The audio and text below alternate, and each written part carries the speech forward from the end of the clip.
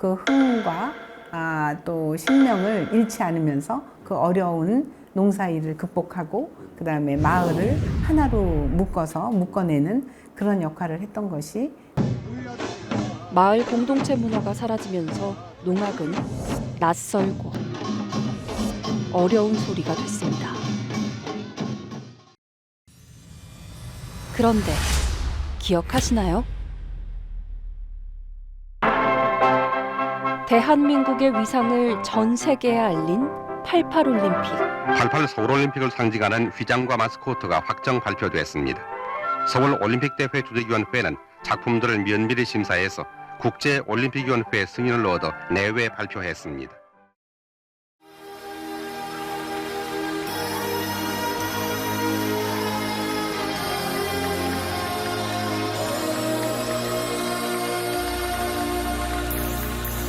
하늘 높이 솟는 불 우리들 가슴 그 중심엔 상모를 쓴 마스코트 호돌이가 있었습니다. 우리나라에만 있는 악기라서 그런 거 아닐까요? 모자를 쓰는 나라에서 어떤 그런 상모를 표현한다는 건 우리나라만 있을 수 있는 거 아닌가? 항상 그 민속 예술 혹은 민중 예술을 대표하는 게 농악이었기 때문에 상모 돌리기를 하나의 상징적, 국민적 화합의 어떤 상징의 모습으로 보여준다는 것은 굉장히 그 의미가 있는 일이라고 생각이 듭니다.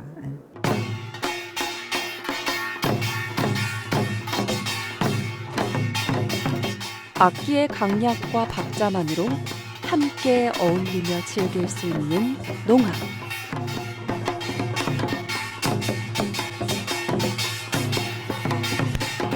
다양한 장단의 춤사위가 더해지면 어느새 시름을 잊고 한바탕 신명을 즐기게 됩니다.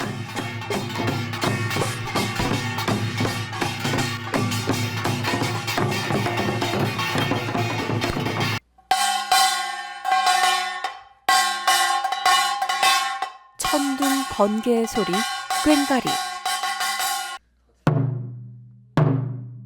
구름을 상징하는 북.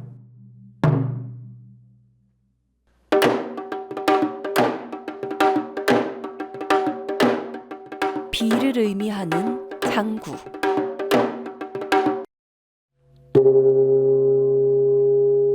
바람의 소리, 징.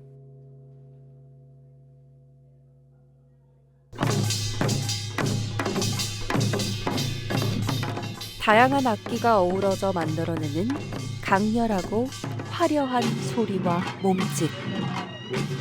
이게 바로 진정한 K소리. 정읍 농악입니다.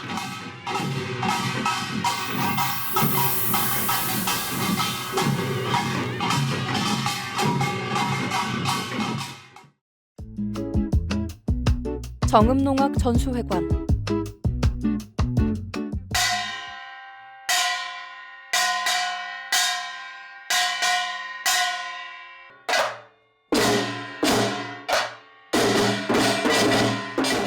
이름에서 알 수 있듯이 정읍농악의 명맥을 이어가는 전승 공간입니다.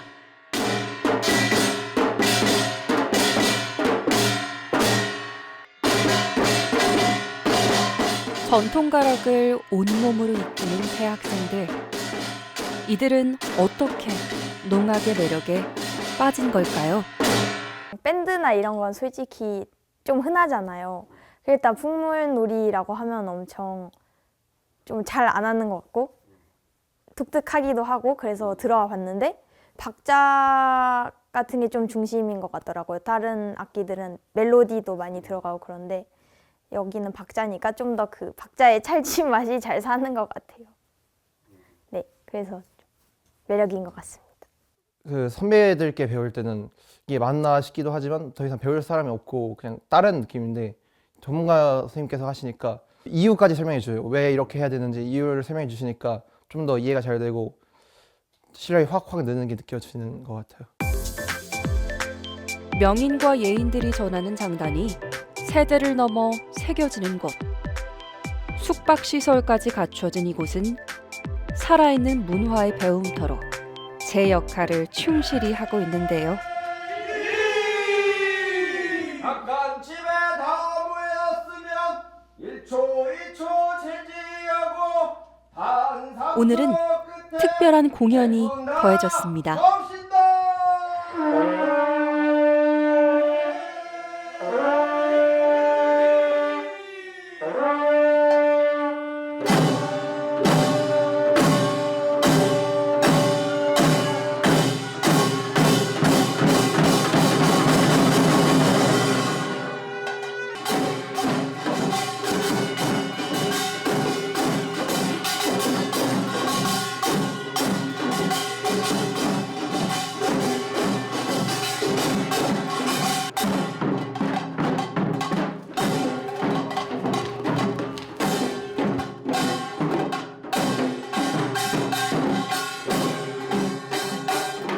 협동력이라고 해야 되나, 팀워크 같은 게 실제로 보니까 되게 인상적이었고, 그리고 관객들이 별로 없었는데도 불구하고 계속 소통하시려고 하는 그런 모습들이 좀 인상이 깊었습니다.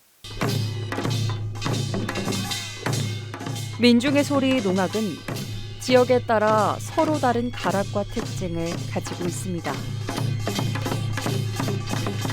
특히 호남 지역의 농악은 좌도 농악과 우도 농악으로 나뉘는데요. 이 우도 농악을 대표하는 곳이 바로 정읍입니다. 그 기준은 이제 서울에서 볼 때 호남 지방을 왼쪽과 오른쪽으로 나누어서 오른쪽을 우도, 왼쪽을 좌도 이렇게 부르게 됐고, 지리적인 기준으로 쉽게 말하면은 호남선 쪽이 이제 우도, 전라선 기차 쪽이 좌도 이렇게 설명하면 되겠죠. 좌도 농악 가락은 좀 단순 소박하고 우도 농악 가락은 상당히 다양하고 복잡하게 이렇게 예술적으로 발달됐다고 얘기들을 합니다. 풍년을 기원하고 안녕을 빌며 농사일의 고단함을 가락으로 달랜 마을 공동체의 놀이.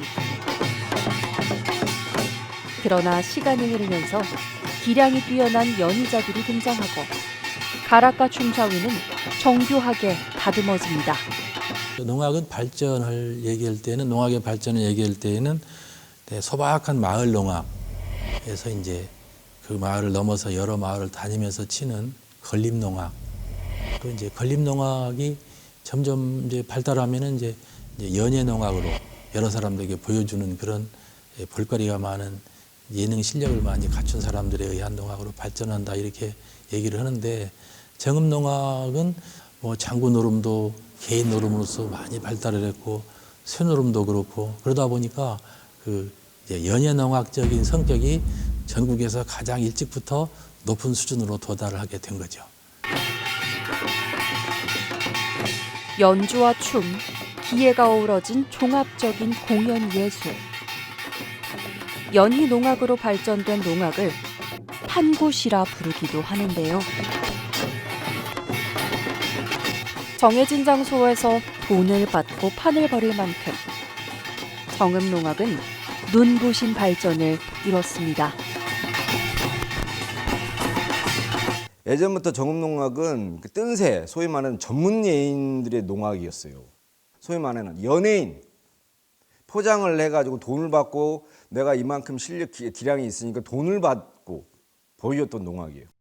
그러니까 이제 그게 질적으로 완전 달랐던 거예요. 매력이 무궁무진해요. 네, 매력이 정말 내가 이럴 때는 이렇게 치면 또 이런 다른 느낌이 나고, 또 이렇게 또 치면 또 다른 느낌이 나고, 뭔가 항상 똑같은 가락인데 새로운 걸 계속 연주를 하는 느낌이라고 표현을 하면 될 거예요. 마을 사람들의 결속을 다지는 데 큰 역할을 했던 농악. 이 농악이 예술적 기량을 갖춘 연예 농악으로 발전하게 된 데에는 뜻밖의 이유가 있습니다. 정읍농악을 규명하기 위해서는 그 기원이 동학 농민혁명까지 거슬러 올라가야 됩니다. 그러니까 실제로 1894년 1월 10일 예동마을 주민들이 만석보를 때려 부시기 위해서 나갔을 때도 풍물패가 동원이 됐어요. 그럼 이때는 이제 농민을 동원하는 신호용으로 농악이 이용이 됐겠죠. 정읍시 이평면 예동마을. 이곳에 특별한 조형물이 있습니다. 1894년 부당한 권력에 맞서 평등한 세상을 외친 농민들의 뜨거운 함성이 이곳에서부터 시작됐음을 보여주는 건데요. 당시 선두에 서서 농민들의 행렬을 이끈 이들이 바로 풍물패였습니다. 그리고 이제 이 정음 농악이 동학혁명 때에 이렇게 실제 전투에 활용이 되었다고 한다면 이것을 근대 농악으로 발전시킨 것은 보천교가 성행이 되었던 시기인 1920년대입니다. 그러니까 이제 정음 농악은요, 보천교 농악 이전과 그 이후로 크게 대별을 할 수가 있는데 오늘날 정음 농악의 뿌리가 바로 이 보천교 농악에 있습니다. 일제강점기 수많은 신도들을 거느렸던 보천교. 잊혀진 민족 종교의 흔적을 이 마을에서 찾아볼 수 있는데요. 바로 이 터에 보천교 본부가 자리해 있었습니다. 정읍을 본산으로 한 거대한 종교 공동체. 그 중심에 있었던 인물이 교주 차경석인데요. 고창 출신의 그는 1916년부터 교단을 체계화하고 포교에 나섰습니다. 민중들의 새 희망으로 나날이 새를 더해간 보천교. 보천교의 상징과도 같은 건축물은 사진 오른편에 10일 전인데요. 주요 의식과 집회가 열린 중심 정각으로 만주에서 질 좋은 목재를 들여와 지을 만큼 많은 공을 들였다고 전해집니다. 이 11전을 중심으로 정읍은 거대한 종교 도시로 변해갔죠. 수백만 성도들로 거대한 종교 공동체를 이룬 보천교는 독립군을 지원하는 등 다양한 민족운동도 전개해 나갔는데요.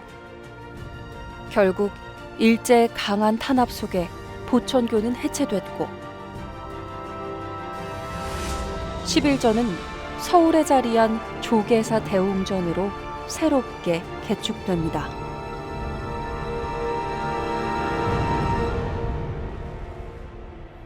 지금 이제 이곳이 이 앞에 오른쪽에 보이는 이곳이 11전의 석축 남아 있는 것이 콘크리트.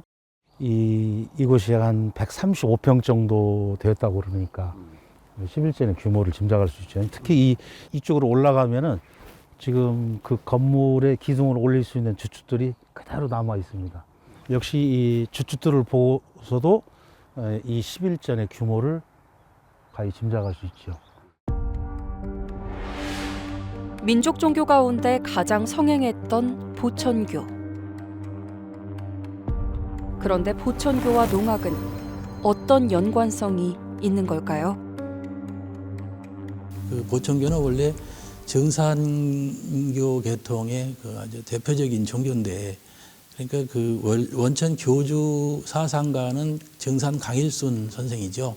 정읍에서 태어난 그분의 이제 전기를 보면 6살 때부터 이 농악을 보시고 다른 굿은 보지 아니했으나 농악만큼은 평생 즐겨 보셨다, 그런 얘기를 한 게 있어요.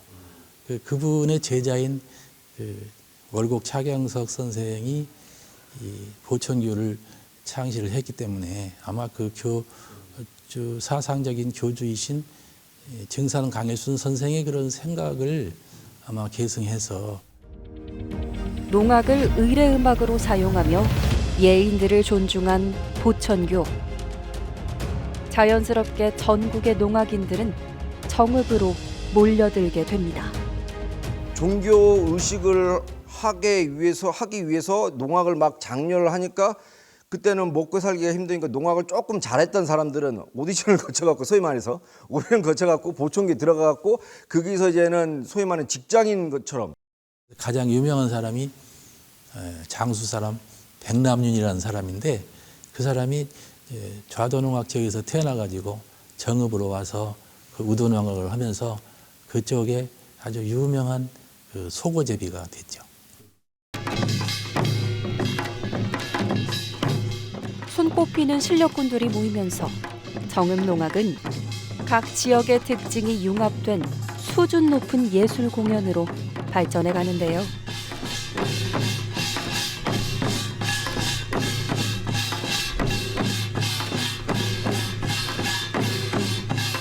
좌도 농악의 특징은 상모 돌리기입니다. 이 12발 상모 돌린다는 거. 그러면 왜 보청교, 증산종교 쪽에서 이런 좌도 농악의 특징인 상모 돌리기를 같이 겸해서느냐? 운명을 돌린다. 종교적 의미가 포함되어 있는데 운명을 돌린다는 측면에서 상모 돌리기가 도입이 되고 각 지역의 그 잘 치는 상수들이라든가 굿쟁이들이 다 거기 와가지고 그 전국 유명 농악인들이 다 거기서 융합이 되면서 보천교 그 농악이 전국적인 수준으로 상승을 하게 되죠.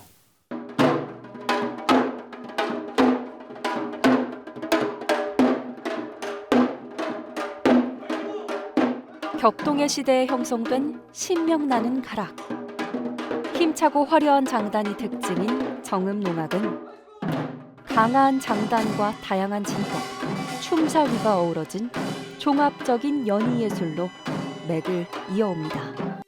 빠르게 변해가는 시대 속에 정읍농악 고유의 특징과 공동체 정신이 지켜질 수 있었던 건 무대 위에 거장이기 이전에 스승이었던 한 사람, 유지화 명인이 있었기 때문입니다.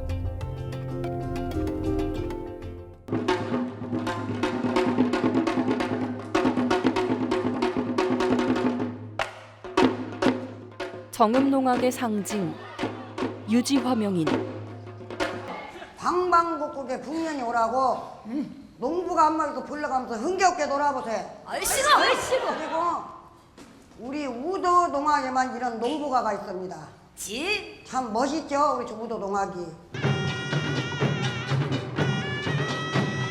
유지화 명인은 어려서부터 스승을 따라다니며 익혀온 전통 정읍농악을 일평생 지키고 전수해 왔습니다.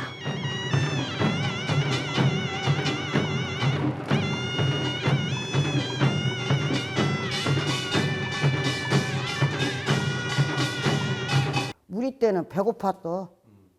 아버지가 일찍 돌아가시고 천식으로. 그게 이제 배고픈 시대. 근데 맨 처음에는 무엇을 해야 돈을 벌 것인가 이제 그 생각을 했는데 그 나중에는 이제 또 농악이 포스다가 붙은 거예요. 그럼 포스다 그런 것도 몰랐지. 막 돌리면서 그런 것을 붙었어 이제 간판이.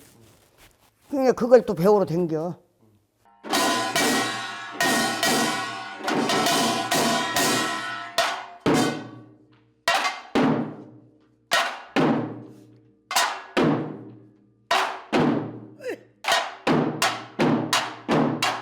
우연히 본 포스터에 이끌려 농악인의 길에 접어든 그녀. 배고픈 서름에 시작한 농악이었지만 명인의 삶 그 자체가 됐습니다. 만약에 그 깽가를 치고 지면은 세상 가는지 몰라. 아파서 죽게 알아도 이놈 치고 나가면 언제 아팠냐. 그렇게 좋아. 말할 것도 돈도 필요 없고. 근데 사는 사람들 결혼한 사람들 자식도 필요 없고 돈도 필요 없고 다 필요 없어. 농악만 치는 거야. 그렇게 좋은 거야. 그런 게 했겠지. 이거 고치라고.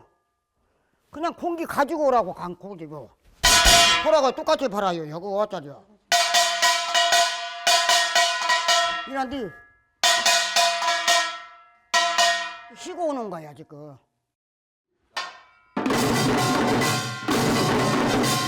그걸 해봐. 재춘이만 해봐 그거. 아니잖아 성은. 연희자로 무대를 지켜온 동시에 후학을 양성해 전통 가락과 판곶을 전하는데 평생을 바쳐왔습니다. 너줘 그거 써봐.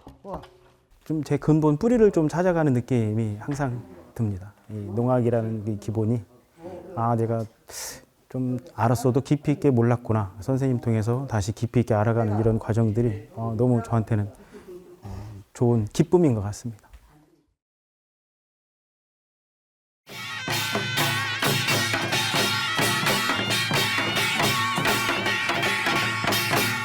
정읍농악 가운데 가장 화려하고 역동적인 마당으로 꼽히는 것이 오체질굿인데요.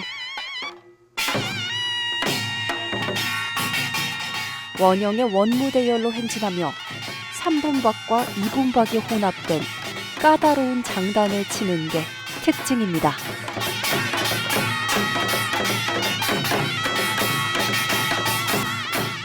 제일 매력적인 부분은 오체질굿 마당, 첫 번째 마당이라고 하죠. 왜냐면 오체질굿이 이게 구조적으로 보면은 막 2분박, 3분박이라고 해갖고 막 이게 섞여 있어요. 이게 균등박이 아니야. 불규칙박이에요. 그러니까 이거는 가락을 외우지 않는 이상, 그리고 치배들하고 소통하지 않는 이상 못 쳐요. 그러니까 어려운 거죠. 좌도농악에서는 그냥 길굿 하나만 치는데 그 우도농악에서는 그렇게 엇박자로 좀 복잡하게 얽혀진 그런 오체 질굿이라는 것이 있고 이렇게 엇박자로 쳐가지고 좀 가락이 좀 멋스럽기도 하고 또 복잡하게 되어 있는 그런 굿이 이제 오체 질굿입니다. 연희자들 사이에서도 쉽지 않은 가락으로 손꼽히는 정읍농악.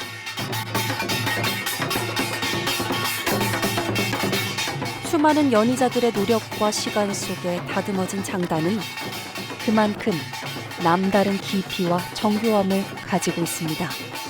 해방 직후에 그 이승만 대통령이 창경원에서 전국 농악 경연대회가 열렸는데 그때 이제 전라도 우도농악, 정읍 쪽에 중심으로 우도농악이라든가 남원 이쪽에 좌도농악들이 또 대회에 나가서 대통령상도 받고 그런 사람들이 또 전국을 떠돌면서 한 것이 포장관리비예요.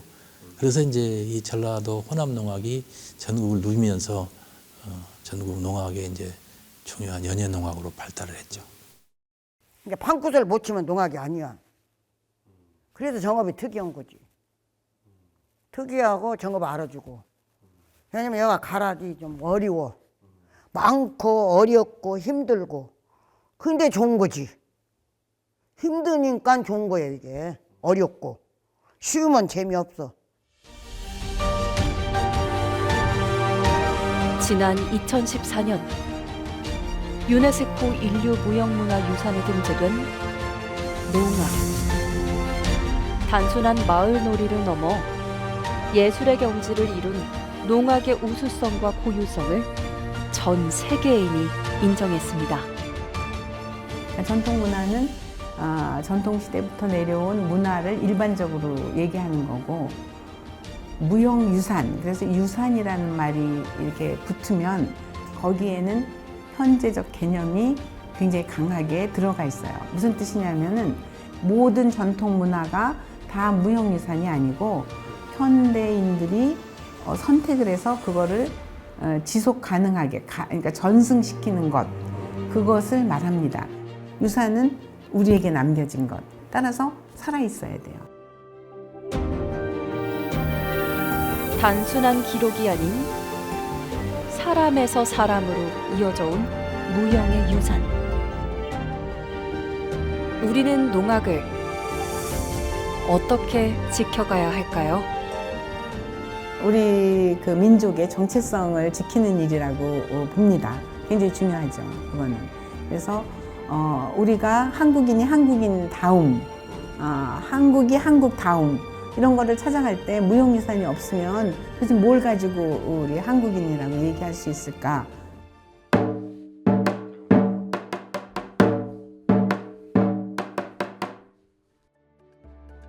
농악은 과거의 유산이 아닌 살아있는 문화입니다. 전통은 이어갈 때 더 빛나고 함께 할 때 더 크게 울립니다.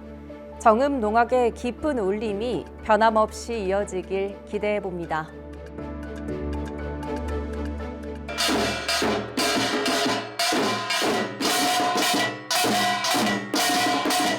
한번 시도를 해보면 좋을 것 같아요. 왜냐하면 독특하고 재밌으니까, 그리고 흥겨우니까 하면 좋을 것 같습니다.